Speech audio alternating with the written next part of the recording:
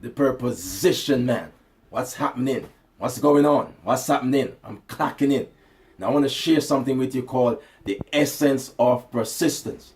Now if I was to ask you, are you persistent? What would the answer be? If I was to ask you, do you know anyone who is persistent? Would you point on you? So I'm encouraging somebody today, you need to be persistent. Now it's unfortunate that some of us are not importunate. And what do I mean by that? I mean persistent to the point of annoyance. So therefore, if you send in an email, if you are trying to pursue a career and there's people that you need to talk to and you email them, you call them and nothing is happening, there's no response. What you need is persistence. You need to persist to the point of annoyance.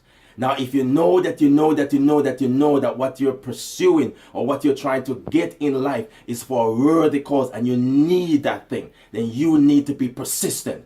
Now is not the time to give up. You know, sometimes I go to the gym and I see them guys in beast mode. When I go to the library, I see people in study mode. When I go to church, I see people in praying mode. But you know what? We always need to be in persistent mode. And right now, CJ, the preposition man, is in persistent mode. Now, we all experience problems. We all experience trials and mountains. We are all going through some form of hardship at times. But let's listen to this. You and I need to be persistent.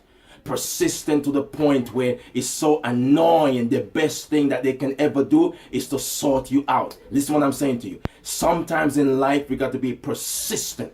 Persistent to the point where it's better for the person to help you.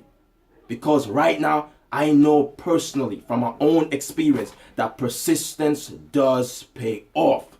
Now, you know what you want in life. You know what you need. You know where you need to get to. So now is not the time to be discouraged. Now is not the time to give up. Now is not the time to give in. Now is the time to be persistent.